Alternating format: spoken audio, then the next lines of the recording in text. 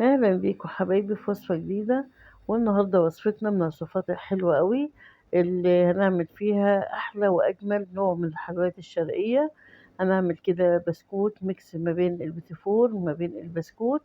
طعمه خرافة وريحته جميلة جدا، بيدوب دوبان زي ما انتوا شايفة، والبسكوتة كده بتتكلم عن نفسها.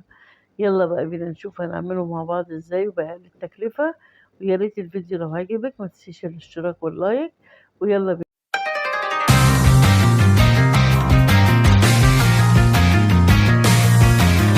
اول حاجه بوله هننزل كده بنص كوبايه من السمنه.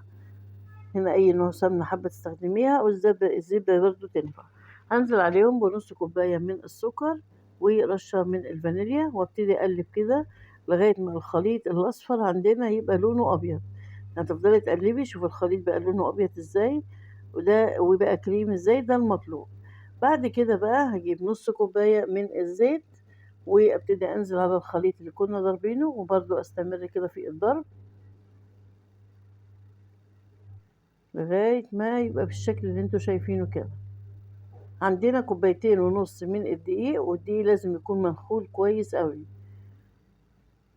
تمام، هنزل بيه تدريجيا، مش هنزل بيه كده مرة واحدة، يعني على مرتين ثلاثة. نزلت كده بشوية من الدقيق، وابتدي برضو اقلب كده. وبعد كده هجيب شوية كمان وانزل بيهم، وافضل اقلب.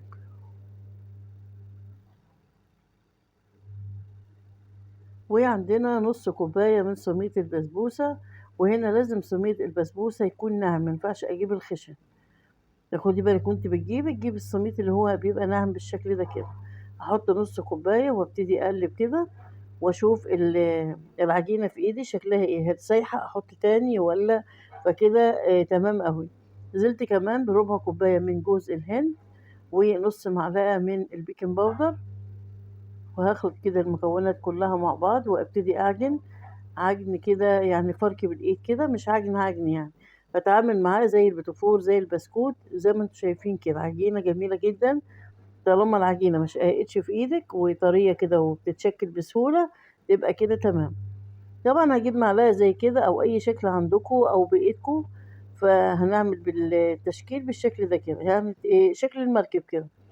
طبعا انت لو مش عندك رسمة المعلقة دي هنعمله بايدينا. انا هعمل كده بالمعلقة كده اتنين ولا حاجة، وبعد كده اكمل بايدي عشان اللي معهوش يقدر يشتغل بايده بمنتهى السهولة. ننزلها كده نخبط كده هتنزل معانا كده بمنتهى السهولة. بعد كده بقى نعمل بايدينا، عشان زي ما قلت لكم اللي معهوش يشتغل بايده عادي خالص. شايفين انا نعملها كده، وبعد كده نعمل لها بوز من فوق وبوز من تحت. هتطلع بالشكل ده كده. هنعمل بقى الكمية كلها بنفس الطريقة، شايفين شكلها.